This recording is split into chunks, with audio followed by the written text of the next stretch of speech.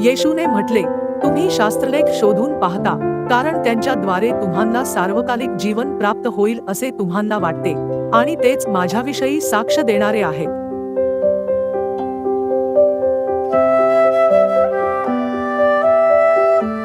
सार्वकालिक जीवन प्राप्त करण्यासाठी आपण परमेश्वराला भेटले पाहिजे, जे या पृथ्वीवर शरीरात आले आहे. सार्वकालिक जीवन कोणत्याही चर्चमध्ये दिले जात नाही, पण सार्वकालिक जीवनाचा आशीर्वाद जेथे दिला जातो, जेथे परमेश्वर राहतात. परमेश्वर त्यांचे मेळे भरवण्याची नगरी सियोनमध्ये राहतात, आणि तेथे ते आपले न्यायाधीश बनतात.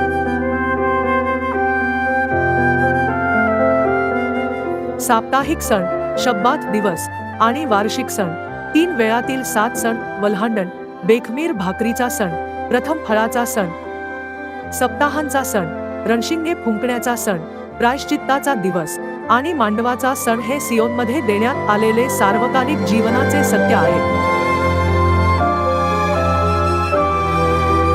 त्यापैकी वल्हांडण हा तो दिवस आहे जेव्हा येशूने त्यांना आपला देह आणि रक्त सांगून भाकर आणि द्राक्षरस दिला आणि वचन दिले की जो कोणी ते खाईल तो सर्वकाळ जगेल. वल्हांडण पाळण्याद्वारे तुम्ही परमेश्वर आणि त्यांच्या संतानांसोबत एक होऊन जाता, म्हणजे जेव्हा नाश येतील तेव्हा परमेश्वराचा देह व रक्त पाहून ते तुम्हाला ओलांडून जातील.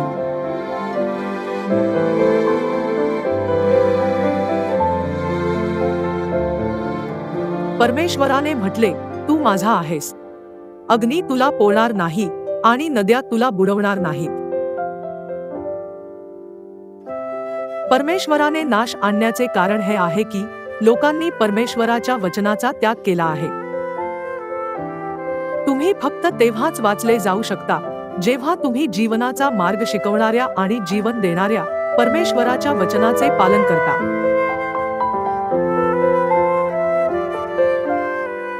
काही लोक म्हणतात की वल्हांडणाला रद्द करण्यात आले होते, पण परमेश्वराने आपल्या लोकांना आज्ञा दिली की तो पिढ्यानपिढ्या कायमचा विधी म्हणून पाळावा.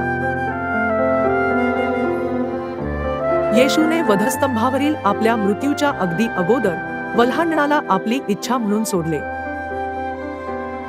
जे आपल्याला अमर परमेश्वराच्या देहामध्ये सहभागी होण्याद्वारे सार्वकालिक जीवन मिळवण्याची परवानगी देते. ते नवीन कराराच्या वल्हांडण सणाचे सत्य आणण्यासाठी येशू 2000 वर्षांपूर्वी आणि या युगामध्ये दुसऱ्यांदा आले.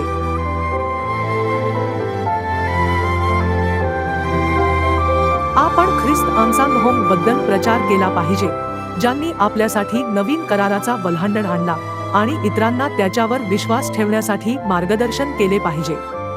ERV बायबलमध्ये यशया अध्याय 2 वचन 2 ते 3 मध्ये असे लिहिले आहे की सर्व राष्ट्रे जीवनाचा मार्ग शिकण्यासाठी सियोनकडे म्हणजेच यरुशलेमकडे लोटतील.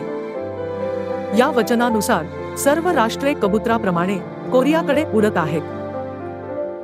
ते सार्वकालिक जीवनाच्या वचनांना ऐकण्याच्या दुष्काळाने त्रासलेले आहेत, पण जेव्हा परमेश्वर पूर्वेकडील कोरिया देशामध्ये वल्हांडण घेऊन आले तेव्हा ते परमेश्वर आणि तारणाच्या कृपेच्या शोधात आले आणि म्हणाले, मी पण जाईन.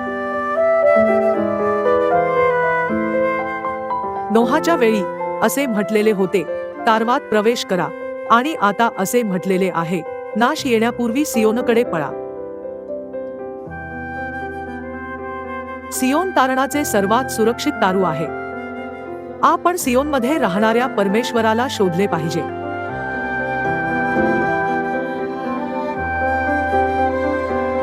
सियोनमध्ये परमेश्वर आंसांगहोंगजीच्या नावाने आले आणि नवीन कराराच्या वल्हांडणाद्वारे मृत्यूचा नाश केला.